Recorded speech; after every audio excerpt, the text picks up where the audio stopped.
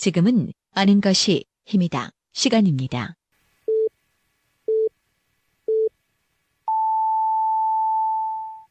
Welcome to the best podcast. Knowledge is power.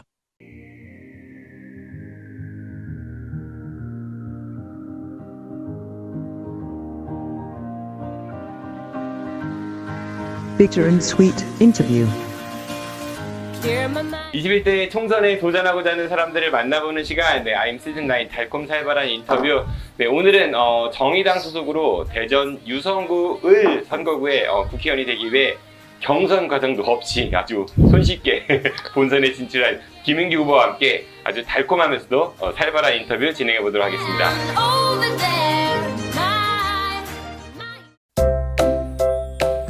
안녕하세요. 따뜻한 마음 믿음의 한약 선화한약국 대표 한약사 이기택입니다. 저희 선화한약국에서는 내 가족에게 드린다는 마음으로 정성껏 약을 조제하고 있습니다. 미세먼지로 인한 비염, 관절 통증, 숙취 해소, 그리고 건강한 한방 다이어트까지 이젠 선화한약국이 여러분들의 건강과 함께하겠습니다.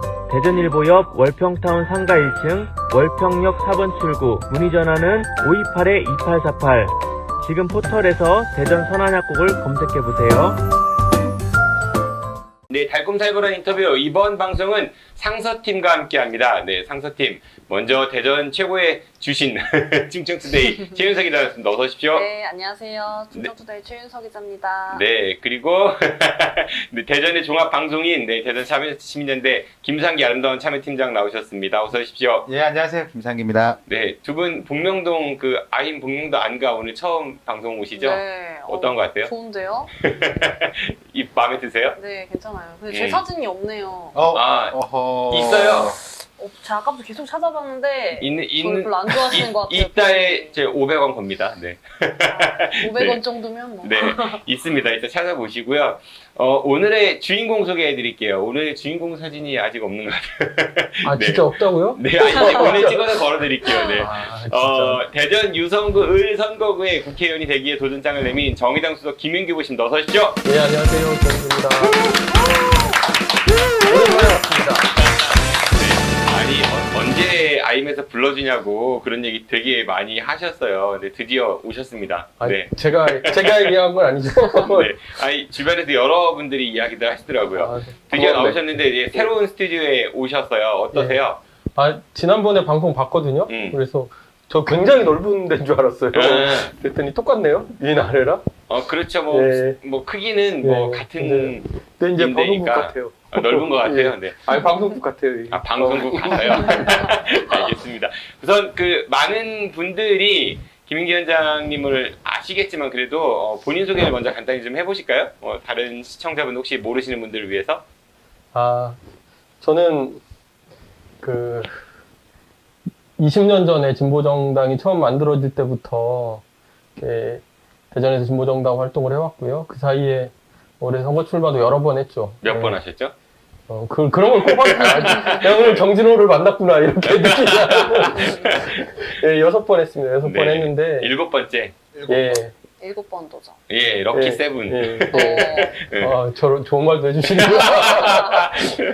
예, 그랬는데 이게 이제 이번에는 막 비례대표 이 선거가 아주 복잡하게 얽혀가지고 이따 또 얘기할 기회가 있을지 모르겠지만, 그러니까 진보정당이 성장하는 방식이 그런 거였죠.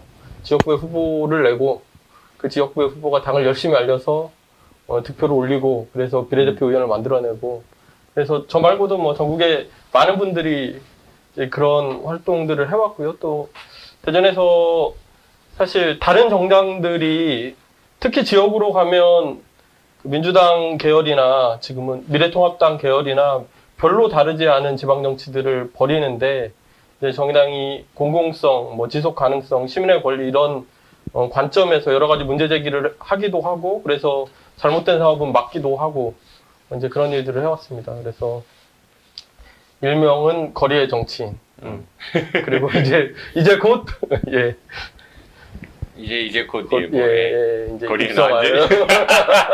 정치. 아니 네, 우리 오늘 그렇습니다. 치맥 방송인데 네. 그 지금 시청자분들 실시간 댓글 중에서 우리 이선배님께서 네. 벌써 진도를 많이 나간 얼굴이래요. 시작 안 했는데 우리 그 대전 최고의 따르지도 않았는데. 주신께서 일단은 예 아, 개봉 좀 하나씩 해주시죠. 드릴까요? 예 네. 소리가 저분 예술인데 아니 이거는 소리가 안 나는. 플라스틱이라 그쵸? 네. 아, 뭐 이렇게요? 아, 네. 아, 들어갔나요? 네. 네. 제가 사실은 소주 한 병씩 딱 놓고 누가 제일 먼저 마시나 이런 거 좀 시켜보려고 했는데 제가 어떻게 한 잔씩 타드릴게요. 아, 네. 모아드릴까요? 네네. 편의상. 이 잔의 비율이 참 감이 안 오네요. 원래 대충 타도 맛있습니다. 최근석 기자님 조금 본인 쪽으로 잔을 이동해 주시면 화면은 잘 네네. 보일 것 같아요. 그러면 그러니까 본인 앞쪽으로, 아 이쪽으로요? 예, 안쪽으로, 네. 아, 그리고 이제 시청자분들이 얼마큼의 예. 소주가 아, 들어갔구나. 오르네. 소주 네. 양이 가면서 아니, 늘어난 것 같아. 약간 오른쪽으로. 그럼 이쪽으로요? 예. 그럼 잘 보일 것 같아요. 지금 우리가 그 화분이 하나 이게 있어가지고. 되게 걸리는구나. 아니 이거 진짜 감이 안 오는데요. 장철민 후보 방송할 때는 그분이 술을 잘 못하셔가지고 채널 그리고 장재환 기자께도 술을 잘 정확한데요? 못하시고 한 잔씩 예 드시죠. 그리고 이게 이렇게라도 할게요. 고맙습니다. 저도 한 잔. 네, 아, 고맙습니다. 네, 피디님, 피디님 네, 거. 저도 한 잔 주세요. 네네. 네. 저는 자주 받으러 못 오니까 많이 주세요. 네. 아, 예, 가득. 가득 가득. 그걸로 그냥 가득 채워주세요. 뭐. 아니, 뭐야. 아니 꽉 채우면은. 네. 오세요, 사고 나요. 오세요, 네. 오세요. 아이고. 맛있겠다 이거 네. 왠지 맛있을 것 같아. 바꿀래요? 네. 거의 치킨도 드시고요. 네, 네. 치킨. 예. 예. 더 넣을까? 예, 저도 2개만. 자, 그러면은 이제 술도 한 잔 받았고, 치킨 나누고 있으니까 한 잔 먼저 짠 한 다음에 우리 김상기 팀장께서 김인기 네. 후보에 대한 그 소개를 좀 이력 소개를 좀 해드릴 거예요. 짠 하시고요. 예, 저는 멀리 리모컨. 네. 여러분도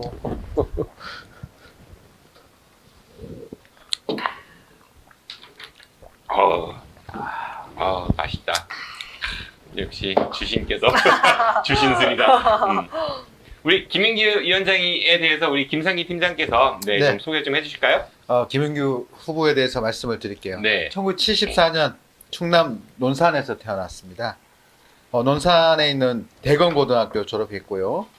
충남대학교 농학과를 입학했다고 되어 있는데 아마 아직 졸업은 못 하신 걸로 되어 있는 것 같습니다. 재적이었습니다. 네, 그리고 배공하다가 잘리신 거죠? 아닙니다. 학교에서 잘린 거니까. 공부 못해서 잘렸습니다. 아, 네.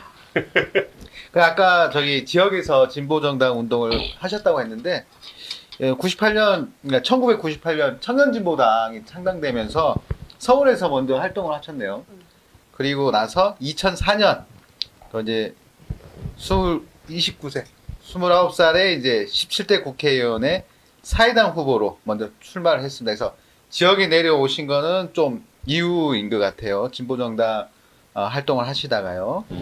네, 그래서 뭐 사회당이라 말씀드렸으니까 사회당 탈당하고 이후에 2008년에 진보신당에 입당, 그리고 이후에 정의당으로 다시 합당이 되는 거죠. 예, 그렇게 정당사의 산 증인이시고요. 무슨 정당사요? 진보정당사의 진보정당사의 산증인. 예. 약간의 오류가 있는데 예. 바로 잡아도 되겠습니까? 바로 잡으세요. 네. 그 중앙당에 있었던 건 2년이고요. 2000년에서 2001년 사이였고요. 이제 네. 그 사이에 출마 경력이 없어서 그렇고 정의당에 올 때도 탈당입니다. 예. 아, 그러시군요. 예, 합당이 아니고 탈당입니다. 네. 예. 노동당이 아직 남아있기 때문에 예. 큰일 납니다. 그럼 그 17대 국회에 첫 도전을 하셨다고 하면 그때 노무현 대통령 탄핵 그쵸, 예, 그 맞습니다. 사건이 있었을 때 예, 그때 예, 말씀하시는 거죠? 예. 그때 이제 첫 번째로 그러니까 현실 정치에 이제 발을 들여놓은 거예요. 네, 도전을 시작을 하신 거예요. 네. 예, 그렇죠. 예. 20대시잖아요. 그 당시. 그렇죠. 묘술 네. 만으로 따지면 20대이긴 했는데, 만으로. 그 억지로 20대였어요, 그때. 예. 마늘로 예, 제가 생일이 5월이고, 총선이 4월이어가지고, 그래서 20대였어요. 네, 그다음부터 화려한 그 출마의 역사를 좀 아, 이거 다 체크가 끝난 게 아니었어요. 이제 이거 다 맞춰야 될 것 시작인데요. 같은데. 남으셔야 돼요. 여러 이제 그 낙선의 경험이 있으시죠? 여러 번? 예, 여러 번이죠. 낙선. 네, 당선의 경험이 없는 거죠. 예. 아, 이제 시작인가요? 예. 아, 그럼요. 이제 시작이죠. 아니 근데 이건 뭐 낙선이라고 해서 음. 부끄러워하거나 뭐 창피하실 필요가 없는 거죠. 진보정당 운동에 있어서 낙선은 제가 볼 때 중요한 발자국이라 생각을 합니다. 낙선의 과정들이 역사로 쌓이면서 결국은 그럼요. 당선으로 귀결된다고 이제 기대를 하는 거죠. 예. 음. 그렇게 대통령이 된 분들은 당사를 많이 되신 분들이 별로 없어요. 그 김윤기 대권 후보로 부상하는 거예요? 김영삼 대통령 말고는 별로 없습니다. 예. 그래서 전체 뭐 우리 당에 많아요. 대통령 중석인데 우리 당에 장기 집권하겠는데. 예, 뭐 국회의원 선거에도 나가셨고 또 대전광역시장 선거에도 나가셨고요. 많은 선거의 경험이 이걸 다 얘기하기에는 좀 그런 것 같은데 어떻게 얘기를 하는 게 좋을지. 아니 뭐 아무튼 선거 6번 나갔는데 국회의원 몇 번? 시장 2번, 국회의원 4번. 네. 총 6번. 네, 6번입니다. 아, 네. 저는 궁금한 게 그동안 이제 받았던 표가 있을 거잖아요. 예. 근데 여러 번의 선거에서 모았던 득표 수가 150만이 됐으면 하는 바람은 있어요. 예, 안 됩니다. 바램으로. 예. 그리고 그냥 정당 운동을 하셨지만 진보 정당 운동을 하셨지만 또 다른 것들도 많이 하셨어요. 그래서 그런 것들은 좀 안내를 해드리면 좋을 것 같습니다. 그래서 민들레 의료 복지사회적 협동조합 이사를 하셨고요. 비정규직과 해고 없는 세상을 위한 희망식당. 보통 이제 희망식당을 얘기를 하는데 대전점의 운영자셨고 그리고 한울야학의 운영위원장으로도 활동을 하셨습니다. 예. 아니 뭐 이제 하신 뭐 하신 거니까요. 거 하신 네. 거죠. 아니 카운터파트께서 워낙 좋아하시는 거라서. 아니, 저는 뭐 여러 이제 정당 운동도 하셨지만 또 사회적 약자 그리고 지역사회와 같이 활동을 하셨다는 걸 말씀드리고 지역사회가 나왔으니까 또 하신 것들이 있습니다. 그래서 네. 그것도 말씀을 드리면 좋을 것 같아요. 사회공공성 강화 민영화 저지 대전 공동행동 국민주권 실현 적폐청산 대전운동본부 그리고 핵재 처리 실험 저지 30km 연대 공동대표를 역임하셨습니다. 그러니까 지역사회 그 사회적 약자 진보정당 운동을 두루두루 섭렵한 후보다 말씀드릴 수 있겠습니다. 네. 김윤기 후보 하면은 정말 그 지역에 이제 여러 정치인들이 있지만은 저도 이제 이런 방송을 하지만 지역 현안에 대해서 가장 그 현장에서 여러 가지 목소리를 냈던 그러니까 본인이 주창하는 거리의 정치인을 이제 몸소 실현한 이제 그런 분이 아닐까 싶은 생각이 드는데요. 마음에 드세요? 일단은 소개가? 네, 뭐. 우리 정치진님에게 기대했던 거에 비하면. 아, 네. 선거구를 이번에 옮겼어요. 그렇죠. 예, 예. 원래는 이분이 이제 서구 선거구, 그러니까 갈마동 사셔가지고 거기에서 출마를 계속 하셨는데 갑자기 유성구 을로 이제 옮기시게 됐거든요. 이유가 좀 궁금합니다. 예, 뭐, 아주 솔직히 말씀드리면 당선되려고. 근데 이제, 근데 이게 제가 유성구에 출마해야겠다고 생각한 시점은 작년 여름쯤이에요. 그러니까 이제 선거법 개정 논의가 한참 진행되고 있을 때였고, 그때는 이제 석패율제 이런 게 이제 아깝게 떨어진 예, 사람들을 예, 구제해주는 예, 거였죠. 예. 이게 뭐 이제 된다 이렇게 생각을 했었고, 사실 이제 유성은 진보정당 역사에서 이제 의미 있는 지역이거든요. 그 민주노동당 시절에는 의원도 있었고, 의장을 배출하기도 했고, 그 이후에도 대전에서 뿐만이 아니라 전국적으로도 꽤 지지율이 높은 지역이었습니다. 그래서 아까 뭐 이제 제가 잠깐 얘기하기도 하고, 우리 김성기 팀장님이 말씀하시기도 하셨는데, 지역에서 이제 그런 활동을 하다 보니, 이제 벽이 있는 거예요. 뭔가 막는 건 그래도 좀 하겠는데, 비판하는 건 그래도 좀 하겠는데, 당을 만든 이유가 저 사람들을 뭐 못하게 하려고 만든 게 아니라, 그러니까 내가 하고 싶은 것이 있는 거잖아요. 이제 그러려면 당선이 돼야 되겠더라고요. 그래서 사실은 이제 뭐 이제 뭐 성격도 그렇고, 그래서 제가 뭐 이제 유성으로 옮겨가는 게 쉬운 결정은 아니었는데, 그럼에도 불구하고 그걸 당선돼서 뭔가 제대로 일하는 게 더 중요하다라고 생각을 했죠. 근데 뭐 이후에는 이제 또 우여곡절들을 계속 겪고 있는 거죠. 예. 그러니까 말씀하신 취지는 서구을 활동을 계속해서는 당선 가능성이 유성을에 비해서 좀 그러니까 유성을에서 실질적으로 지난번 그 지방선거 때 대전시장 출마하시면서 꽤 많은 득표를 하셨죠? 아니요? 아니요. 네, 이제 우리 아니, 꽤 많은 죄송합니다. 조금 하셨죠. 그러니까 이게 네, 그런 문제예요. 유성을에서 지난 지방선거에 정의당 지지가 한 13% 정도가 나왔거든요. 근데 그 구의원 후보가 그거보다 좀 더 나왔어요. 근데 이제 4등으로 낙선했죠.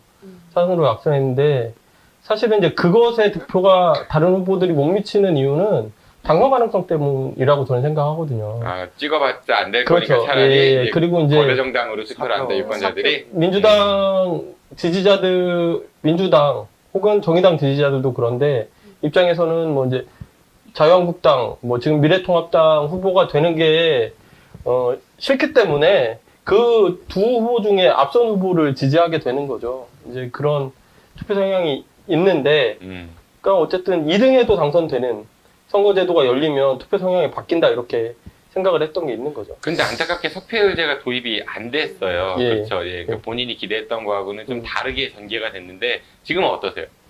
저는 뭐 여전히 그럼에도 불구하고 그래서 뭐 지금까지는 안 해봤던 선거운동 방식을 여러 차례 쓰면서 정말 많은 분들을 만났는데 이게 뭐 희망이 있다 이렇게 생각합니다. 그거는 이를테면 이제 코로나 전까지 괜찮았거든요, 사실. 그러니까 뭐 예전에는 불러주는데 겨우겨우 찾아다니고 뭐 이런 식으로 선거운동 했다면 뭐 이제 최근에는 입주자 대표자 회의가 열려 그러면은 뭐 대충 두 번째 주, 세 번째 주에 열리잖아요. 그러면 지역구에 있는 모든 아파트를 다 이렇게 일정 체크해서 무조건 쳐들어가고 그랬더니 무조건 쳐들어가니까 이제 그것에 뭔가 이렇게 그런 열정에 호응해 주시는 분들이 생기더라고요. 그래서 지역에 대한 정보도 많이 얻고 주민들이 필요로 하는 것이 어떤 것인지도 듣고 그리고 정의당이 뭘 해줬으면 좋겠는지 그리고 정의당이 하는 정치에 대한 기대도 갖게 되고 기대도 듣게 되고 이러다 보니까 힘도 생기고 또 그동안 제가 과제로 생각하지 않았던 과제들이 막 생기더라고요. 그러니까 이제 그런 것들이 이제 공약화되고 그렇게 되겠죠. 지금 근데 코로나 때문에 그런 네. 움직임이 조금 제약이 있으셔서 오히려 참 불리하시죠? 그렇죠. 진보정당에서는?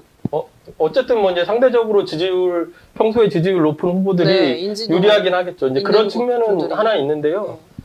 또 한 측면으로 보면 저희가 이제 지난 주말에 자영업자들을 대상으로 해서 코로나 피해 실태 조사를 이제 시작했거든요. 이제 쭉 이번 주까지 계속 할 예정인데 이제 느껴지는 건 그거예요. 상전벽해예요, 사실. 지금에 대해서 느끼는 위기감이라고 하는 것이 이제 이분들 대단하고 지금 이제 보수 양당이 해왔던 이런 대안으로는 이 위기를 극복할 수 없다라고 하는 공감대는 있고 선거가 뭐 20일 넘게 남았기 때문에 이제 뭐 선거의 시계로 따지면 세상이 두 번, 세 번은 발칵발칵 뒤집힐 시간이기 때문에 충분히 시간은 있다 이렇게 생각을 합니다. 그리고 기회도 있다고 생각하고. 정책과 공약을 잘 만드시는 게 필요할 것 같습니다. 예.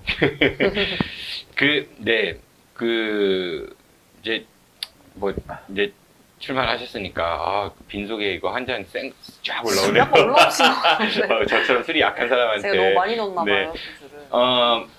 술 하시는 거는 지금 확인이 됐고 담배는 안 하시죠? 예. 네, 담배 안 하시고 그리고 정치인으로서 본인이 가장 큰 장점 한 가지랑 부족한 점 한 가지 좀 듣고 싶습니다. 장점은 한길이죠, 한길. 한우물 파는 거. 그러니까 이게 제가 그 책임감? 사실은 처음에 출마할 때 당원이 굉장히 적었어요. 그때 200명도 안 되는 당원이. 사회당 시절 말씀하시는 거죠? 예. 굉장히 적었는데 그때 이제 남들에 비하면 선거 비용을 굉장히 한 3분의 1 정도 쓴 거죠. 법정 한도 비용에 지금 3분의 1 조금 더 썼을 텐데 그 돈을 다 그분들이 모아주신 거예요.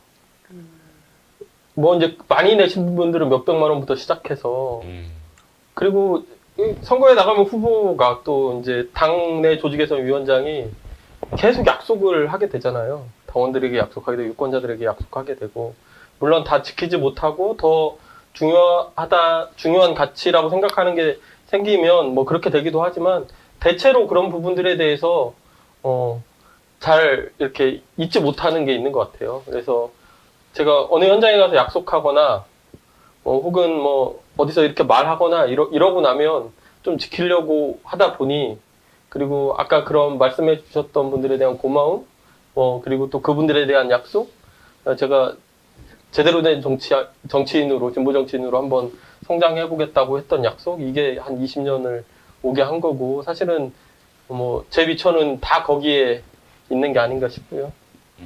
단점은 그렇게 선거를 많이 나갔어도 아직도 아침마다 가슴이 두근두근거려요.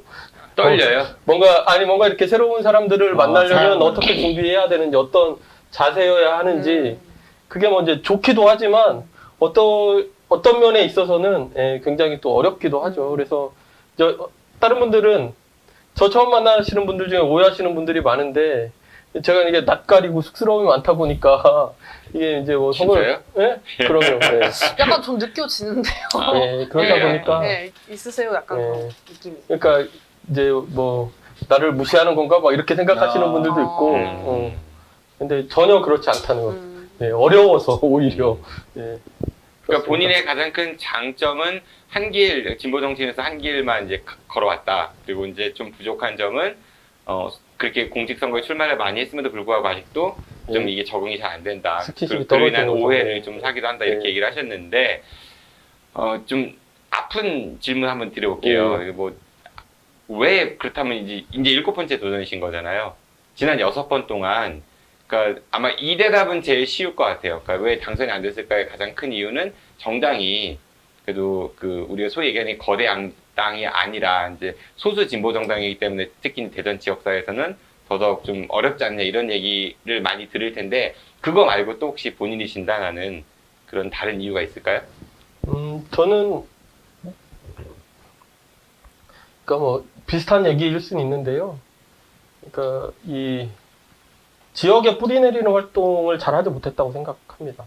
그러니까 지금까지 뭔가 사회운동적인 관점에서 아니, 김인기 후보님만큼 지역에 대한 현안에 관심과 그 목소리를 냈던 정치인이 제가 봤을 때는 드물거든요. 아니 거의 없다시피 한데 이제 그것을 지역의 그 사람과 연결한다던가 지역의 조직과 연결해서 뭔가 이제 선거에 도움이 되는 방식으로 그걸 조직하는 그런 식의 지역 기반 만드는 것을 잘 못했을 뿐더러 어느 시점까지는 그런 생각을 잘 안 하고 산 거죠. 그러니까 이런 내용이 좋고 그 일을 잘하고 이러면 자연스럽게 뭔가 지지받을 거다라고 하는 완전히 이제 잘못된 생각들을 하고 있었던 거죠. 예, 그런 게 있었던 것 같고 그래서 그러니까 이해하자면은 정치인 김윤기로서가 아니라 어떤 사회 시민 운동가 김윤기로서의 이미지가 좀 더 강하지 않았나 뭐 이렇게 이해도 될까요? 그러면은 활동 방식 자체가 좀 그랬던 게 있는 거고 사실은 뭐 이제 그것 또한 뭐 장점이기도 하고 단점이기도 할 텐데 여전히 저는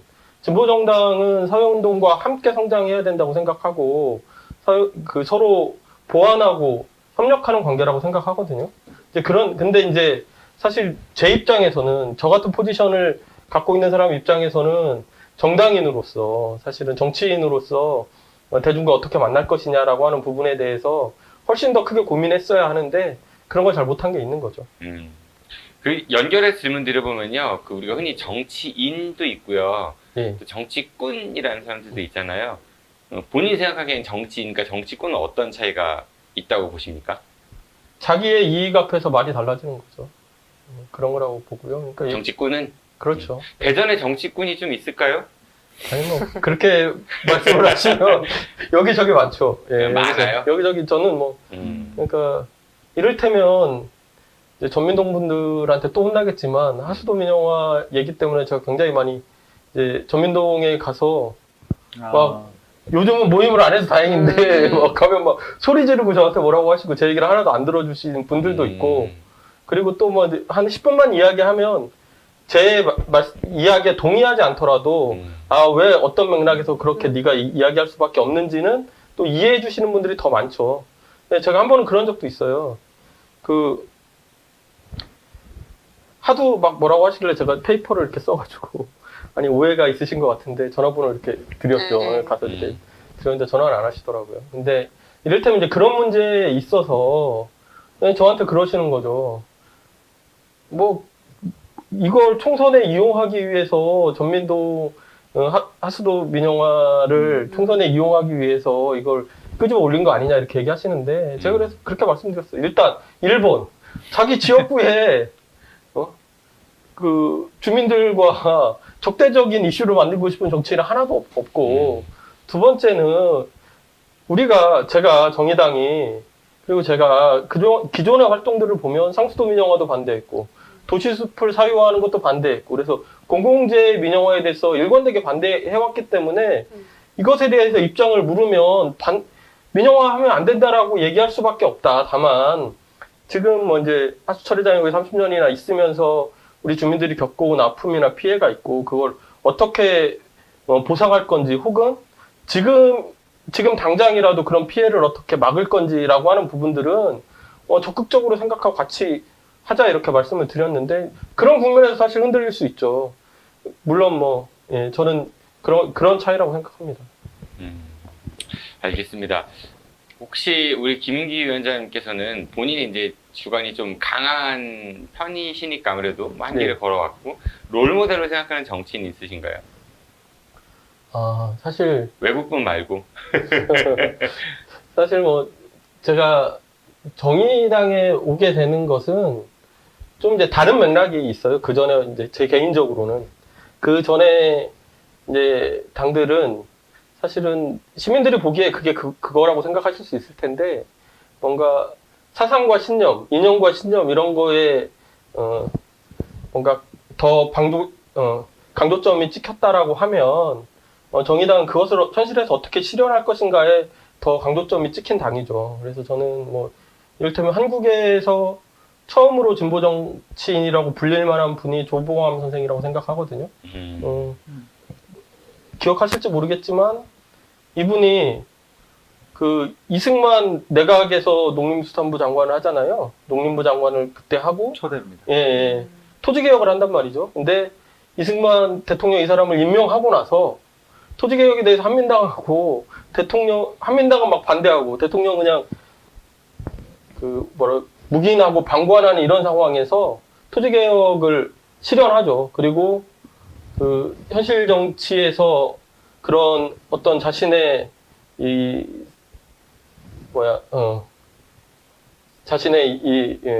신념을 잃지 않으면서도 결국 이제 대통령 선거에 나가서 당시에는 다들 그렇게 이야기했는데 투표에 이기고 개표에 졌다고 할 만큼의 이제 선전을 하고 진보정당의 어떤 진보정당을 현실 정당으로서 대중정당으로서 이제 자리매김하게 했죠. 물론 이게 이제 5.16 쿠데타 이후에 완전히 제로 베이스에서 다시 시작하게 되긴 했지만 이제 저는 그래서 신념을 지키면서도 현실의 문제를 해결해 냈다는 점에서 조봉암 선생님 같은 정치인이 되고 싶다 이렇게 생각합니다. 그러면 이제 미래통합당이나 또 더불어민주당에서 입각제의가 들어온다면 가시겠습니까?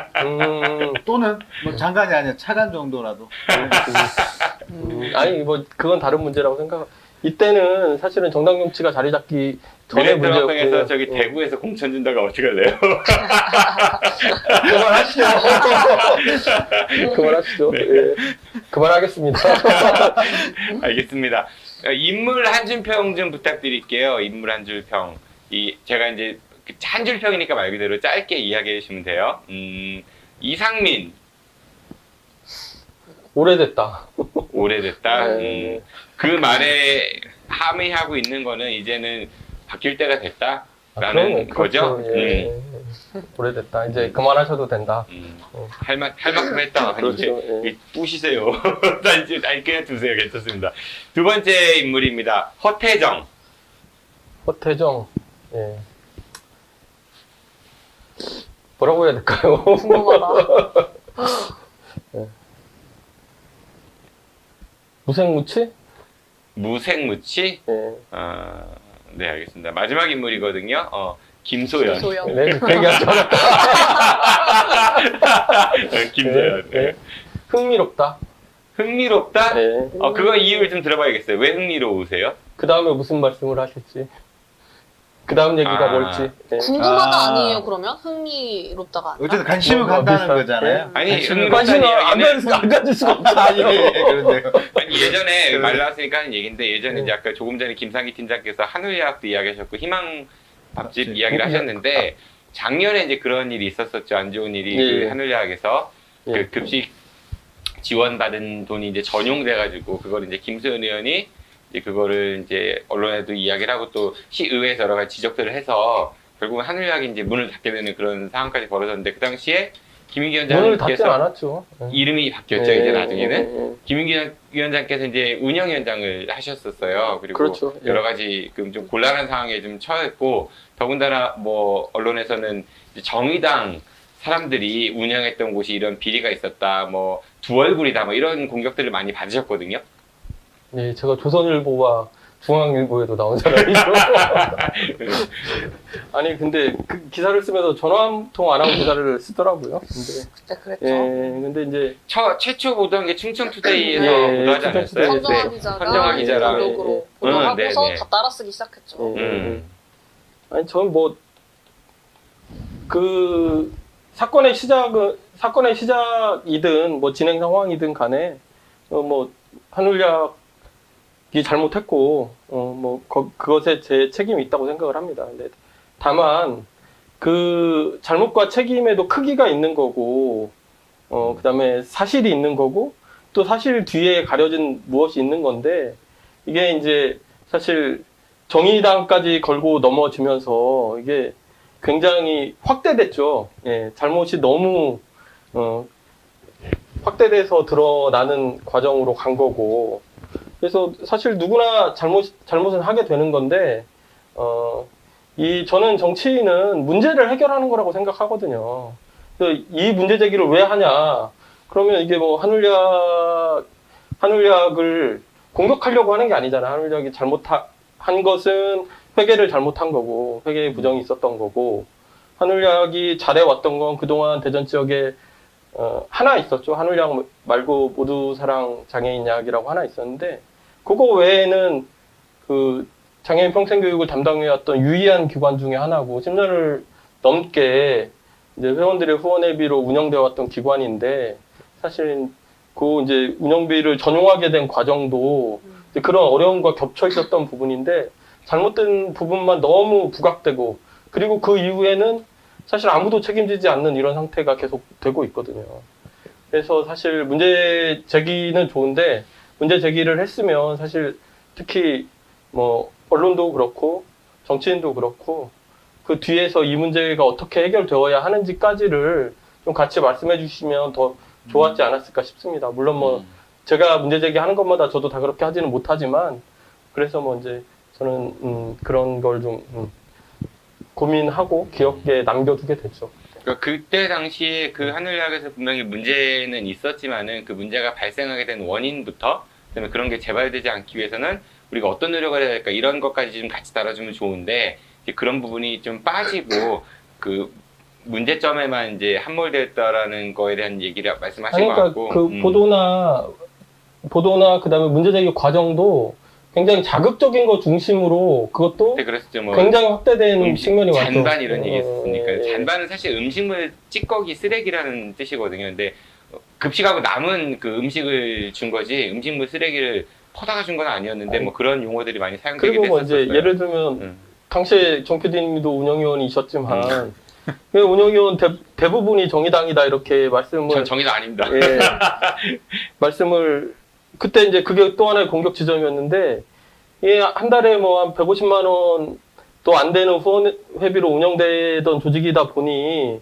사실은 운영위원의 권한보다 책임이 훨씬 더 많고 운영위원들이 대부분 하는 일이 뭔가 연간 후원 주점하면 티켓 팔아오고 후원회원 모집해오고 이런 일들이 거의 전부였거든요. 그렇기 때문에 이 어려운 일을 하는 사람들이 사실은 주변에서 이렇게 모으기가 쉽지 않아서 그렇게 된 거였거든요. 근데 사실 이런 측면에 대해서는 다뤄주지 않고 이제 그렇다 보니 이게 마치 정의당이 거기에서 돈을 빼다 무슨 운영비로 쓴 것처럼 제가 개인적으로 착복한 것처럼 이렇게 이야기하는데 이런 한 푼이라도 제가 그랬으면 제가 정치를 그만둡니다.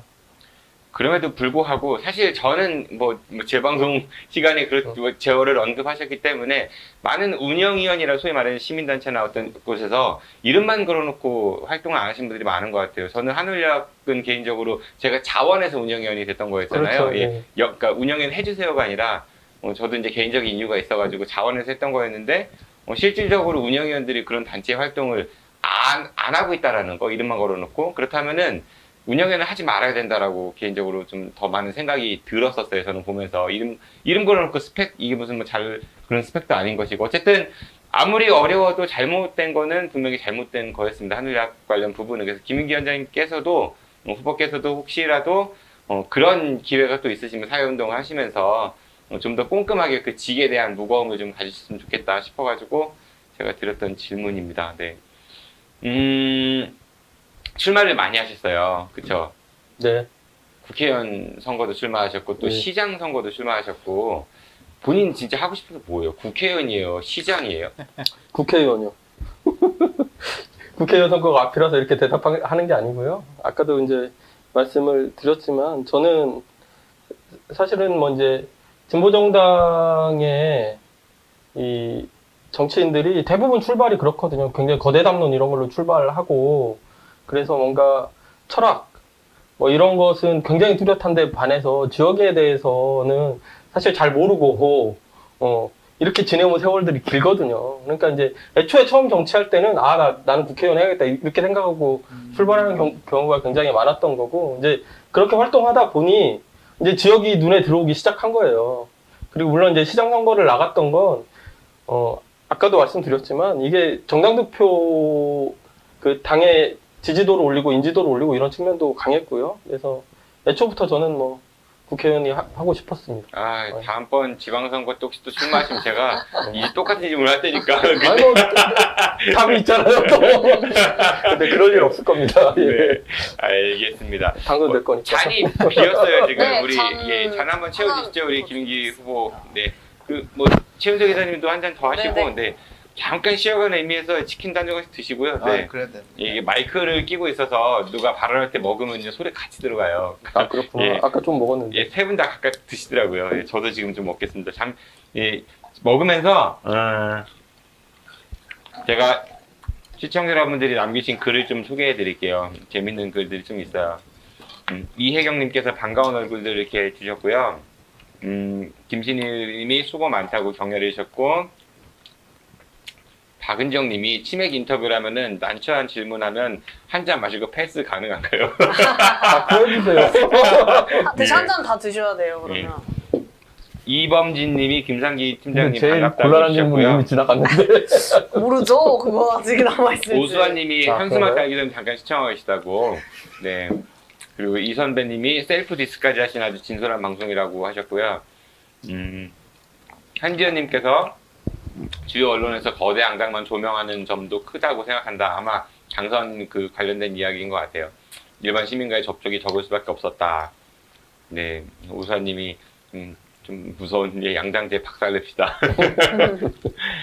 그리고 이 선배님이 더 싫은 사람이 뽑히지 않도록 투표할 것인지, 더 좋은 사람에게 투표하는 도박을 할 것인지 고민하는 사람에게 뭐라 말씀하실지 궁금합니다라는 말씀 주셨고요.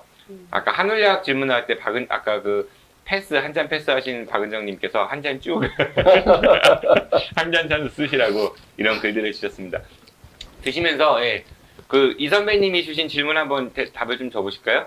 그러니까 차악을 뽑을 것이냐, 뭐 이런 말씀인 것 같아요. 그러니까 더 싫은 사람을 뽑지 않도록 투표하는 것이지, 아니면 좋은 사람에게 투표를 해야 되는 건지, 고민하는 사람한테 뭐라고 말씀하실지 궁금하다고 합니다. 아니 그 지금까지 많이 해보셨잖아요. 그리고 결과도 다 보셨잖아요. 막 그 재작년에 그러니까 더 좋은 사람한테 뽑아서 그 사람이 안 된 것도 경험한 사람들이 꽤 많이 있으시겠죠. 그러니까 재작년에 아니 뭐 그거는 뭐 그 질문의 요지는 아니니까 그 재작년에 기억나실지 모르겠지만 예산안 놓고 엄청 싸웠어요. 엄청 싸워가지고 그러더니 어느 날 갑자기 세비 인상하는데 조용히 두 정당이 올렸죠. 네. 이번에도 이제 물론 뭐 이제 선거법 자체에 허점이 있다고는 하지만 민주당이 그 미래한국당에 대해서 이야기했던 멘트들이 있잖아요. 자기들 입장이 있잖아요. 근데 이제 와서는 똑같은 일을 하고 있잖아요. 그래서 이게 차악과 차선이라는 게 결국에는 이게 차악과 차선을 핑퐁하다 보면 결국에는 서로 막 싸우는 것 같고 서로를 극복할 것 같지만 자신들의 이익을 해치지 않는 범위에서 딱 멈춘다는 거예요. 그래서 이게 기득권, 사회 기득권 세력으로 국회의 특권을 지키는 것에서는 서로 담합하는 구조를 만들어 주는 거죠. 그리고 또 하나는 이게 정치가 대안을 내놓고 경쟁하는 것이 아니라 상대를 비판하는 정치만 평행한다는 거죠. 왜냐하면 저기만 이기면 내가 1등이기 때문에 이런 구조가 계속 만들어진 거죠. 그래서 사실은 차악을 선택하는 것도 하나의 방법일 수 있고 최선을 선택하는 것도 하나의 방법일 수 있는데 지금 우리 정치의 문제는 차악이냐 최선이냐의 문제가 아니라 색깔이 다른 제3의 세력을 만들어내는 거라고 저는 생각해요. 그래서 적어도 원내교섭단체 3개 이상이 돼야 그런 몹쓸 다밥을 막아낼 수 있다 저는 그렇게 생각을 하거든요. 그래서 그런 경쟁 체제를 만들어 주시려면 이번 선거는 최선을 선택해 주시는 특히 정의당과 민주당 사이를 오가신 유권자들께서 최선을 선택해 주시는 이런 선거를 해주셨으면 좋겠다. 예. 네, 답변이 뭐 이 선배님 충분히 됐나 모르겠습니다. 자, 공약을 좀 이제 내놓으셨는데 여러 가지를 주셨는데 시간이 꽤 많이 지났어요. 벌써 40분이 넘었네요. 방송 시작한 지. 공약, 예, 주요 공약 3가지 카테고리를 여쭤보니까 국가 개혁 관련된 이야기를 하나 주셨고, 그러니까 사전에 저희가 이제 질문 드렸을 때 기후 위기 관련된 이야기를 주셨고, 그리고 불평등 해소 얘기를 주셨거든요. 국가 개혁 얘기 먼저 좀 들어보도록 하죠. 제가 네. 얘기하면 돼요? 그게 제 공약이 아닙니다. 아니, 이 3가지를 한꺼번에 얘기하라는 얘기인가요? 국가 개혁 관련돼서 먼저 얘기를 해보도록 하죠. 예. 이제 저는 이제 3대 위기라고 생각을 하는데요. 정치의 위기, 기후 위기, 불평등의 위기 이렇게 말씀을 드리고 이 문제를 해결할 수 있는 21대 국회, 그러니까 이 문제를 제대로 인식하고 문제 해결을 준비하는 21대 국회가 돼야 된다고 저는 생각하는데 저는 첫 번째가 정치개혁, 국회개혁이라고 생각을 합니다. 왜냐하면 국회는 이제 법과 제도를 만들어내는, 룰을 만들어내는 기관이잖아요. 근데 국가사회기관 신뢰도 2.4% 당당히 꼴등이지 않습니까? 그러니까 국회가 어떤 룰을 제안하든 어떤 제도를 만들어내든 별로 신뢰가 없다는 얘기입니다. 그러니까 이게 선도할 수 없는 거죠. 개혁을 선도해야 되는 집단이 선도할 수 없는 것이기 때문에 국회가 뼈를 깎는 이런 자기 개혁안을 내놔야 되고, 그래서 제가 이제 3가지 정도를 말씀드리는데, 하나는 세비와 관련해서는 셀프 인상하는 거 안 된다. 그리고 국외 출장과 관련해서도 뭐 이제 위원회들이 있을 텐데 민간인이 다수가 돼야 된다는 거고요. 징계와 관련해서도 마찬가지가 있고요. 특히 이제 세비 문제와 관련해서는 최저임금과 연동하고 지금보다는 최소 30%는 깎아야 된다 이렇게 생각을 합니다. 그것은 많이 받느냐 적게 받느냐의 문제가 아니라 국회의원은 아까 말씀드렸다시피 룰을 만드는 사람들인데 이 사람들이 지나치게 고소득이거나 지나치게 특권을 가지면 그 아래에 있는 이런 사람들의 고통과 어려움을 이해하기 어렵다는 거죠. 그래서 저는 중위소득, 평균 뭐 이렇게 가고 사실 그리고 뭐 이제 활동비나 다른 업무에 필요한 비용들이야 따로 청구해서 받으면 되는데 그런 측면에서 정치적으로 좋지 않다 이렇게 생각하는 측면이 근데 있고요. 그런 이야기를 하시는 후보자나 정치인들은 많았거든요. 국회를 개혁해야 된다, 특권을 내려놔야 된다. 그런데 실제 잘 이루어지지가 않아요. 그 현장에 가면은. 그리고 또 역시 마찬가지 이런 걸 바꾸려면은 다수의 의원들의 동의가 있어야 되고, 그러니까 소위 말하는 세력이 있어야 되죠. 그런 것들이 없으니까 잘 안 되는 것 같은데 그걸 어떻게 해내시겠어요? 주장을 할 수 있대 이걸 변화까지 이끌어내기 위해서는.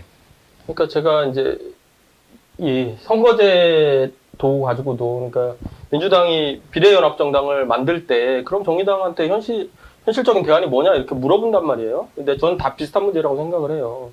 그러니까 시민을 너무 믿지 못한다는 거예요.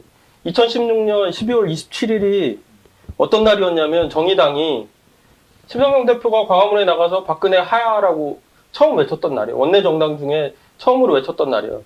그 다음날 당시 우상호 민주당 원내대표가 뭐라고 했냐면 대통령이 내려오면 국가가 더 혼란해진다. 우리는 정의당식의 하야나 탄핵에 동의하지 않는다. 이렇게 얘기했단 말입니다.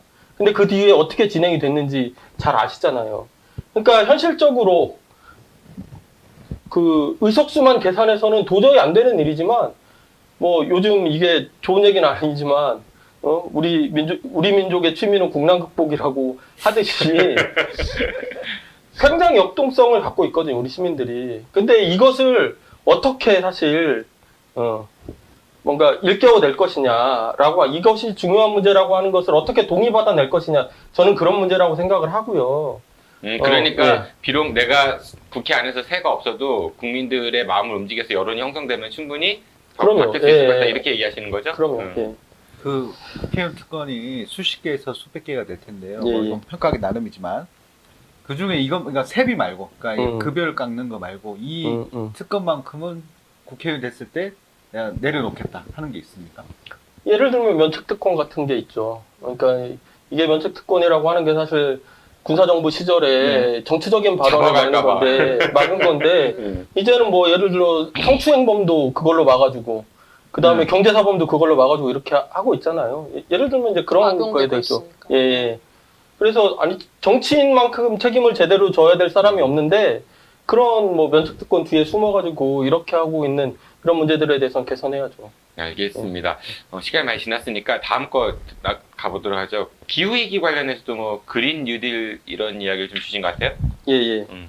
뭐 이제 기후위기와 관련해서는 사실 이 불평등이나 정치개혁에 대해서는 공감대가 굉장히 높고 이제 그 거대 양당도 사실 이 문제에 대해서는 하든 안 하든 간에 동의를 하잖아요. 누가 물어보면 고쳐야 된다 이렇게 동의를 하는데 기후위기와 관련해서는 아예 위기의식조차 없는 것 같아요. 근데 뭐 이게 저희 정의당이 하는 이야기가 아니라 이미 뭐 유엔에서도 나온 보고서를 보면 이제 1.5도가 더 높아지면 지구가 손 쓸 수 없는 상태로 가고 그래서 이제 탄소 배출을 2030년까지는 지금의 절반, 2050년까지는 제로로 맞춰야 된다라고 하는 것이 어쨌든 경고이기도 하고 현실이기도 한 거지 않습니까? 그렇게 되면 사실 이제 그것에 맞추어서 그 뭐 탄소 배출량을 좀 줄이고 말고 이런 문제가 아니라 전체적인 산업 구조나 우리 삶의 스타일까지 다 바꿔야 되는 문제에 저는 봉착한다고 생각을 해요. 이제 그렇기 때문에 그런 과정에서 예를 들면 지금 화력 발전이 이제 자, 후보님 그러니까요. 예. 그거에 대해서는 다들 동의를 하는 것 같아요. 그러니까 예. 그런 기후 위기를 극복하기 위해서 후보님의 공약은 어떤 거냐는 게 이제 우리가 지금 그 얘기를 하려고 했던 참이에요. 너무 예를 들면 죄송합니다. 예를 들면 이제 화력 발전이 40%를 차지하는데 이것을 지역 분산형 재생에너지로 전환하는 거죠. 그러면 사실 이제 그런 식으로 집중해서 할 필요도 없고 지역에서도 뭔가 이제 경제적으로 새로운 전기를 마련할 수 있는 측면이 있죠. 화력 발전, 석탄 화력 발전 같은 거에서 신재생 에너지 쪽으로 전환하는 그런 예, 재생에너지로 법안을 많이 내겠다 이런 말씀이신 거죠.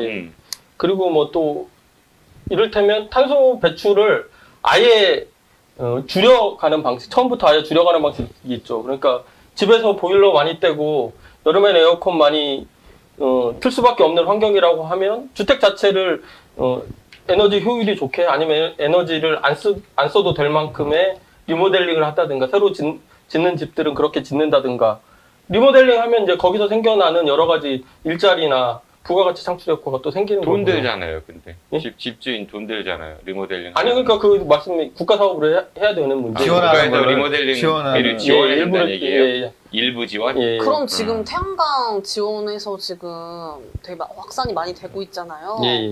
그거에 대해서 또 부작용도 지금 곳곳에서 나오는데 그건 어떻게 생각하세요?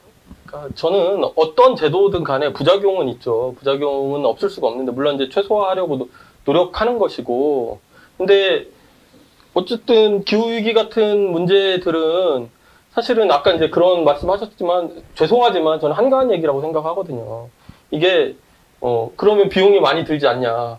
그러니까 당장 사실은 제가 생각하기에는 그러니까 지구가 생존할 수 있느냐 없느냐의 문제일 수 있는데 그런 식으로 접근할 수 있는 문제가 아니라 우리가 갖고 있는 총력을 다해서 뭔가 막고 바꿔야 되는 문제라고 하는 시점에서 바라보기 시작하면 대응하는 수준의 정도나 대안도 완전히 다르게 나올 수 있다라고 그러니까 생각을 흔히 해요. 얘기하는 요즘같이 코로나19 사태가 벌어졌을 때 뭔가를 따지기보다는 이게 방역에 가장 최우선점으로 두고 있는 거 이런 것처럼 이해하면 되는 거죠? 예, 그렇죠. 근데 국민적 눈높이는 일단 지금 태양광 지원금이 예, 예. 확산이 돼가지고 태양광 사업적으로 보는 시각이 있잖아요. 예, 예, 예. 그래서 이제 대출 받아서 막 설치했는데 돈이 안 되는 거죠. 그래서 이제 시골이나 뭐 공주나 이쪽은 되게 말 많거든요, 지금. 그러니까 이를테면 태양광은 재생에너지라고 해서 친환경 재생에너지라고 해서 한 건데 산을 밀어서 이제 그쵸. 판넬을 설치해요. 네. 그리고 무슨 습지 이런 데다 되게 설치하기도 하고. 모순적인 거예요. 굉장히 모순적이죠. 그러니까 규제해야 돼요. 그런 걸 규제하지 않고 정책의 방향이 그렇잖아요. 그러니까 규제풀이 이렇게 해가지고 규제는 다 나쁜 거고 풀어줘야 되고 그래 돈 되는 거 해야 되고 그래놓고 이제 책임도 못 지고 이렇게 가는 거잖아요. 사실 그런 측면들은 충분히 예견할 수 있는 건데 막지 못한 거죠. 예, 저는 그렇게 생각합니다. 그런 부분. 네, 두 가지 얘기 주셨어요. 일단은 국가를 좀 개혁하든 특히 이제 국회에 관련해서 이제 국회의원들의 특권 이런 이야기를 좀 주셨고, 기후 위기 극복을 위해서 좀 더 시급한 그런 강력한 정책을 좀 펴야겠다는 말씀을 주셨고요. 세 번째 얘기하신 게 불평등 해소였거든요. 예, 이제 불평등 해소와 관련해서는 진보정당이 꾸준하게 얘기해왔던 거죠. 근데 이제 불평등 완화는 이제 두 가지 측면에서 해야 되는데 하나는 자산, 하나는 소득이잖아요. 특히 이제 자산과 관련해서는 일단 부동산 문제가 하나 있을 거고요. 그래서 부동산은 지금 갖고 있는 사실은 하나는 이게 재산이 안 되도록 하는 거 하고 재산으로 거래되는 걸 최소한 막는 거 하고 그 다음에 이 공공주택을 늘리는 거 하고 이제 두 가지가 서로 같은 얘기이기도 하고 개인의 부동산 소유를 그러니까 억제한다 이런 얘기인 거예요? 그렇죠. 억제하는 효과를 가질 수 있는 정책을 낸다는 거죠. 사유재산에 대한 부정이라고 이해하실 분도 있을 것 같은데 그렇게 말씀하시면은 부정이 아니죠. 갖는 걸 뭐라고 하는 건 아니고 예를 들면 한 채 첫 번째는 재산이라고 해서 다 같은 재산은 아니라고 생각을 하고요. 그거는 이제 공공재적인 성격이 있죠. 주택은 땅은 한정되어 있고 살아야 될 사람들도 있고 그러면 주택을 지을 수 있는 공간이라고 하는 게 뻔한데 그러면 누구나 있어야 될 주택을 그 한 명이서 수천 채씩 갖고 있는 것 자체는 그건 문제가 될 수 있다고 저는 생각을 하고요. 근데 그렇다고 해서 소유를 이렇게 뺏자 이런 게 아니라 그러면 그것으로 인해 생기는 수익들은 사회로 환원하게 하는 이런 시스템을 가져야 된다고 생각을 하고요. 그러니까 부동산 불로소득에 대한 적절한 과세를 일가구 이주택에 대해서 중과세해야 된다고 생각을 하고요. 또 한 측면에서는 이제 싼 값의 주택을 공공이 나서야 된다고 생각을 하는데 첫 번째는 우리나라 이제 최저 주거 기준이 있어요. 국토부 규칙으로 되어 있는데 4인 가족 기준으로 17평이에요. 거기에 방이 3개가 들어가야 돼요. 그러니까 이런 말도 안 되는 17평에 4명이 산다고 치고 방을 3개를 어떻게 넣느냐고요, 거기다가. 그러니까 사실은 공공주택, 허태정 시장님이 대전 시민들은 공공주택 원하지 않는다 이렇게 얘기했는데 원하지 않죠. 이렇게 져놓으면 거기 가서 살겠냐고요. 그래서 공공주택의 질을 높이고 그리고 또 이런 방식 생각해 볼 수 있거든요. 주택을 임대하거나 매매하는데 땅은 국가 소유로 두는 거죠. 그리고 건물만 빌려주는 거죠. 그리고 건물만 매매한다든가 이런 토지 공개념을 적극적으로 그렇죠. 이제 도입하겠다. 예. 그러면 반의 반값 아파트도 가능하거든요. 예를 들면 이제 그런 측면이 있고 소득은 최저임금과 최고임금을 연동하는 방식입니다. 그래서 기업인은 30배, 고위공직자 10배, 이런 식의 국회의원은 5배 이런 식의 최고임금제를 도입하는 거죠. CJ 회장님이 최저임금의 467배를 받고 있대요. 그러니까 누구 인생은 1년짜리인데 누구의 인생은 467년짜리 인생인 거죠. 제가 그래서 그러니까 공기업이나 또는 공무원들은 제한한다고 할 수 있을 것 같아요. 근데 민간 기업인데 그 임금을 상한제를 두고 제한한다. 그러면 지금 아까 사유재산의 문제도 얘기하셨는데, 그리고 똑같은 거 아닌가요? 그러니까 민간 기업을 어떻게 규제할 수 있으면 연봉에 대해서, 그러니까 임금에 관련해서 또는 그게 이 지금 자본주의 국가에서 가능한 거냐? 물론 공무원이나 공기업은 다를 수 있을 것 같아요. 예, 예. 제가 이해한 거는 그런 것 같은데요. 그러니까 그런 돈을 많이 받는 걸 규제하는 게 아니라 받으면 그만큼 과세를 하겠다 뭐 이런 취지 아니에요? 아니 30배 이내로 민간 기업도 받는 예, 거라. 예. 민간 기업 30배, 그러면 공기업 10배. 그럼 예. 프로야구 선수들 이런 사람들도 다 임금 연봉 상한제에 적용되는 거예요? 지금 다 하고 있지 않나요? 지금 예. 아니 그러니까 이 문제는 그렇게 보시면 될 것 같은데요. 이미 사실은 아무것도 규제받지 않는 게 아니잖아요. 여러 가지를 규제하는데 우리 사회에서 우리 사회 전체가 공존하기 위해서 필요한 부분이 무엇이냐를 이야기하는 거죠. 그래서 룰이라고 하는 게 그렇게 만들어지는 거잖아요. 민간 기업도 설립할 때 얼마 이상의 출자금이 있어야 되고 어떤 서류를 갖춰야 되고 어떤 절차를 예를 들면 내 회사니까 아무나 뭐 이렇게 하면 안 되잖아요. 주주총회를 거쳐서 누구를 대표이사로 선임해야 되고 거기는 법에 따라 어떤 회계를 해야 되고 이런 절차가 다 있는 것처럼 불평등이 우리 사회의 안정성을 위협하는 핵심적인 문제이면 사회적인 합의에 따라 얼마든지 그것도 제한할 수 있다고 생각을 하고요. 지금 최저임금이 연봉으로 치면 2천만 원이 좀 넘나요? 180만 원 정도 되니까? 그러면 467배면 얼마예요? 30배만 해도 6억이에요. 그러니까 사실 임금이라는 게 어떤 개념이냐, 그리고 우리 사회가 처해 있는 문제가 어떤 거냐, 이런 거에 대한 사회적 합의가 있으면 뭐 충분히 그 정도는 합의할 수 있는 문제다. 저는 규제할 수 있는 문제다. 법률이 아닌 사회적 합의로서 가능하다 말씀이신 거예요. 사회적 합의의 산물이 법률이니까. 예. 알겠습니다. 우리 최윤서 기자님께서 대덕특구 지금 출입을 하시잖아요. 네. 유성을은 특히 이제 대덕특구 계신 분들이 많이 계신 곳이기도 하고요. 관련해서 우리 후보께 좀 질문 좀 주시면 좋을 것 같아요. 저는 그 그린 뉴딜 관련하셔서 설명해 주셨을 때 대덕특구를 녹색혁신 연구단지로 전환하신다고 예, 예. 하셨더라고요.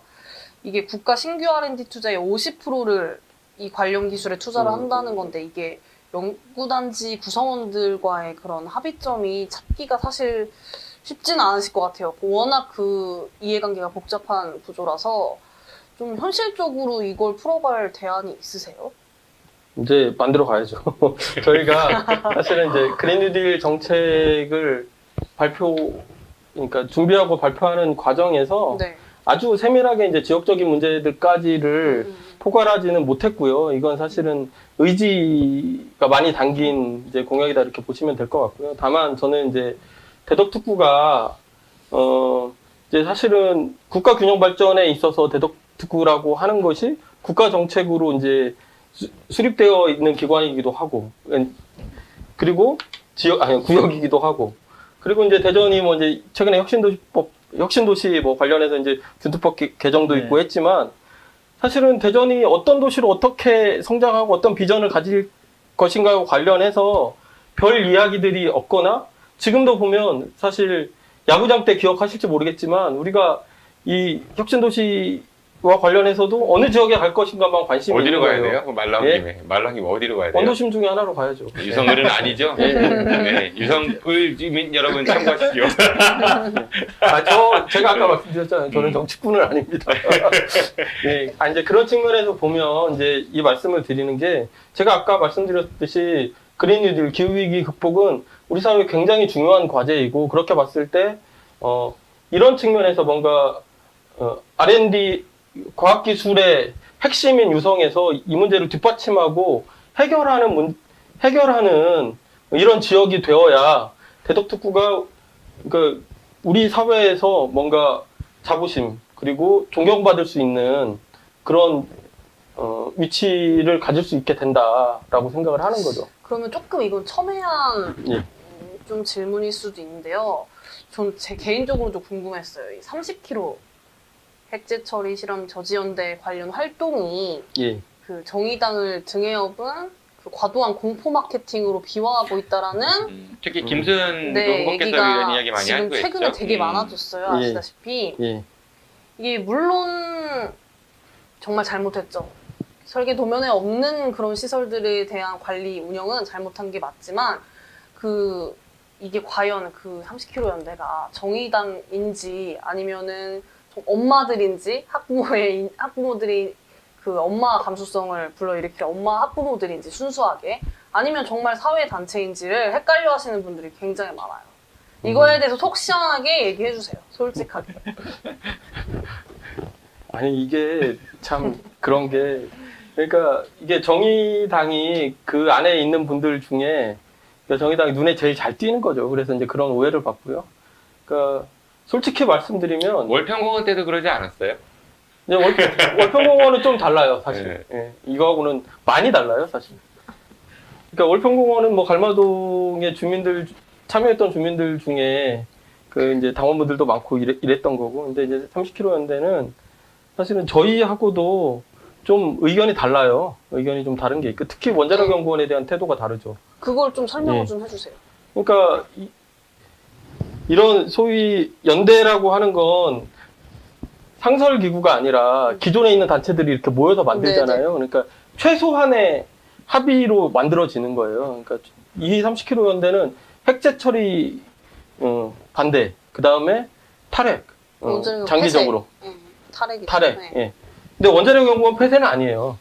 이건 합의 사항은 의견이 아니에요. 다릅니다. 예. 의견이 달라요. 그 문제와 관련해서 정의당은 새로 만드는 것처럼 혁신하라가 그 주장이에요. 한번 나중에 찾아보세요. 제 페이스북이나 블로그를 찾아보면 저는 한 번도 폐쇄하라고 한 적이 없어요. 그러니까 생각을 해보면 저희들 주장대로 탈핵이 된다고 하더라도 그럼 폐로를 담당하고 제염을 담당은 누가 합니까? 그리고 핵 폐기물이 우리 주장대로 수십만 년 갈 건데 그럼 그거 누가 관리합니까? 근데 기자회견에서 항상 원자력 연구소 폐쇄를 주창하시잖아요. 위원장 아니세요? 공동위원장. 제가 말씀드렸잖아요. 네. 그래서 이게 그 합의한 건 그 두 가지고요. 네. 그 합의되지 않는 거에 대해서는 각자의 목소리를 내는 구조예요, 이거는. 그래가지고, 저나 정의당은 단 한 번도 이 이야기를 한 적이 없고, 그래서 어떻게 됐냐면, 아주 더 자세한 얘기까지 드리면, 여기 집행위원회 단위가 있어요. 근데 우리는 거기에 동의하지 않기 때문에 집행위원회 안 하겠다고 나온 거예요. 그래서 같은 30km 연대 아니지만, 약간 거리가 있는 거예요. 그 주장과 관련해서는. 저는 원자력 연구원에 있는 대다수의 이 과학기술인들이 사회적 책임도 있고, 뭐, 아주 성실하게 일하시는 분들이라고 생각을 하고요. 다만, 지금 터지는 사태는 이게 무슨 탈핵이냐 아니냐의 문제가 아니거든요, 이거는. 그냥 그 기관을 정상적으로 운영하고 있느냐의 문제이고, 그렇기 때문에 굉장히 세게 이야기할 수밖에 없는 부분이기는 해요. 그렇다고 해서 그게 이제 해체까지 이야기할 문제냐라고 했을 때는 거기에서는 입장이 갈라지긴 하는 거죠. 입장이 갈라지긴 하는 거고, 그럼에도 문제 제기를 할 수밖에 없다는 입장에서는 이제 같은 기자회견에 서기도 하고, 그래서 더 자극적인 발언만 기억에 남으시는 거예요. 자, 정리를 좀 해드리면은 우선은 궁극적으로 우리나라 에너지 정책은 그 탈핵을 해야 된다는 거에 동의를 하시는 거고, 그렇죠? 기본적인 방향으로는. 뭐 동의하는데 문재인 정부의 정책은 네. 탈핵과는 좀 거리가 있다 이렇게 생각하시죠. 예. 그리고 두 번째는 원자력 연구원이 그럼에도 불구하고 탈핵을 한다 할지라도 해야 될 역할이 있기 때문에 원자력 연구원 폐쇄에 대해서는 반대하신다는 이야기인 거고. 그렇죠. 예. 네, 한 번도 폐쇄하라고 이야기한 적 없다는 거고. 예. 세 번째는 원자력 연구원이 그럼에도 불구하고 대전의 도심 한가운데 있기 때문에 이거는 없어지라는 게 아니라 이전할 필요는 있다. 이거에 대해서는 공감을 하시는 거죠? 아니요. 저 이전하라고 한 적도 없어요. 이전도 거기 있어도 돼요? 30km잖아요. 그러니까 그 얘기는 무슨 얘기냐면요. 이전하라고 하는 얘기는 어디로 갈 건지를 정하자는 이야기죠. 그러니까 어디로 갈게 정해진다면 이전을 해야 된다, 이전할 필요성이 있다 이런 얘기인 거예요. 이전은 뭐 그렇게 이야기할 수 있는데 지금 상태에서 이전하라고 이야기하는 굉장히 무책임한 논란을 가져올 수 있다고 생각을 하고요. 그러니까 그건 조심스럽게 접근해야 될 부분이라고 생각합니다. 차선으로서는 현재 대안이 없으니까 관련된 안전수칙이나 규정들을 철저하게 좀 공개하고 그렇게 관리를 해서 주민들이나 지역사회의 그 우려를 좀 씻어야 된다 이런 얘기신 거죠? 일단은 이제 그건 1단계고 그런 논의들은 뭐 차근차근 해야죠. 알겠습니다. 김상기 팀장님 뭐 질문하실 거 있어요? 시간은 많이 예. 지났고요. 네. 그러니까 간단한 겁니다. 지금 저희 이 대한민국의 하두가 중에 하나가 검찰 개혁이에요. 예. 근데 뭐 정책이나 공약은 제가 발견을 못해서요. 그러니까 검찰을 어떻게 개혁해야 되는 것인지에 대해서 얘기를 해주시면 좋을 것 같습니다. 검찰 개혁이 화두죠. 깜짝 놀랐네. 사실은 검찰 개혁과 관련해서 저희가 네. 굉장히 상처가 많습니다. 근데 어쨌든 뭐 이제 첫 번째 관점은 이게 그 검찰이 갖고 있는 과도한 권한이 있었고, 그런데 이게 전혀 견제받지 않는 상황. 그리고 이제 그게 지금도 이제 드러나고 있잖아요. 윤석열 총장의 뭐 장모 사건 이런 것으로 네. 이게 뭐 사실은 이 오해라고 하더라도 충분히 오해받을 만한, 그리고 뭐 오해라고 하기 어려운 그런 상황들이 지속되고 있다고 했을 때 이제 공수처가 어쨌든 검찰을 견제할 수 있는 기관으로서 저는 의미가 있다고 생각을 하고요. 그런 측면에서 이제 물론 이제 공수처 여러 가지에 대해서 걱정하시는 분들이 많이 있지만 이 개혁을 추진하는 게 하나 있고, 그다음에 이제 경찰과의 이 역할 분담, 수사권과 기소권과 관련한 이 역할 분담 또한 이게 실질적으로 자리 잡는 과정들을 보면서 그 이후의 대안들을 더 마련해야 되지 않나 이렇게 생각합니다. 검찰의 인사권에 대해서 지금 문제 제기가 많이 나오고 있는데 그 부분에 대해서 뭐 별도로 정책을 만드시거나 생각하신 건 없나요? 그러니까 검찰의 인사권이 물론 법적으로 독립되어 있지만 본인들의 인사를 진행하고 본인들의 카르텔을 공고해야 하는데 쓰인다는 거죠.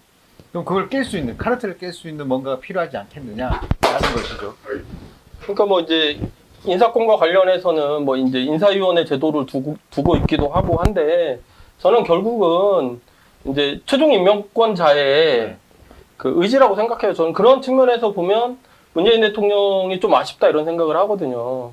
물론 뭐 일각에서는 저런 검찰의 행태를 극대화하는 것이 검찰 개혁의 뭔가 정당성과 국민의 열망을 모으는 데 있어서 필요한 일이다 이렇게 이야기하지만, 그로 인해서의 고통이 너무 심각하잖아요. 사실 조국 장관 사태 이후로의 이 양대 진영의 불신과 반목부터 시작해서 여러 가지 일들이 있는데, 그러니까 사실 이제 인사 문제는 어떤 측면에 이제 민주적으로 어떻게 운영할 것이냐는 여러 제도가 이미 나와 있는 게 있다라고 생각을 하고요.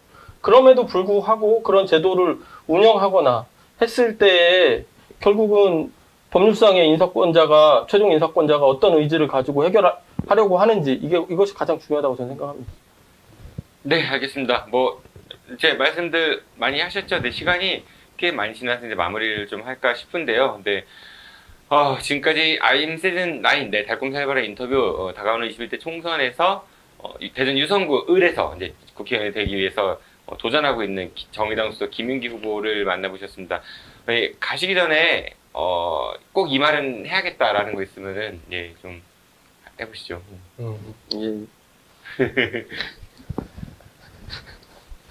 이게 참 이런 얘기할 때마다 근데 이제 유성구가 사실 우리 사회에서 이렇게 진보적인 요구가 분출할 때마다 사실 앞장서 주고 뭔가 해결해왔던 이런 지역이었는데, 사실 저는 21대 국회는 이제 코로나 사태도 있고, 그리고 코로나 이후 지금 우리가 겪고 있는 민생 문제도 굉장히 심각하지만 이 이후에는 더 심각하게 분출할 거라고 생각합니다. 왜냐하면 이 문제가 코로나 때문만이 아니라 이전에 우리가 갖고 있었던 불평등의 문제, 비정규직 뭐 이런 문제들이 응축돼서, 자영업자 이런 문제들이 응축돼서 폭발하는 것이기 때문에, 그럼 21대 국회는 민생개혁을 경쟁하는 국회가 되어야 하고, 그러면 최소한 진보정당인 정의당이 원내교섭단체 이상의 성과를 냈을 때만 저는 그것이 가능하다고 생각을 합니다.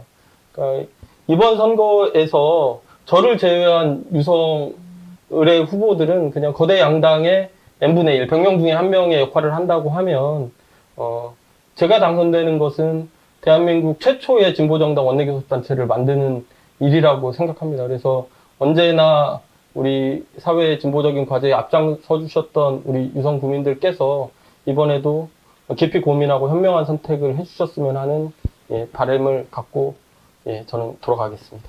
알겠습니다. 긴 시간 고생 많이 하셨고요. 후보님 본인이 전망하는 당선 가능성? 당선 가능성이요? 99.9%죠. 99.9%요. 99.9%요. 네, 알겠습니다. 오늘 두 분은요, 김윤기 후보랑 이제 긴 시간 이야기 나눠보셨는데 어떠셨어요? 예, 저는 쉼표가 생각났습니다. 쉼표? 예, 왜?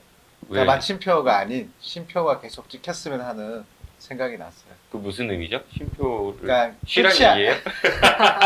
네. 우리 후보님과 그리고 진보정당의 그 활동이 그러니까 끝이 아니라 계속 쉼표를 찍으면서 이동했으면 좋겠다는 생각이 들었습니다.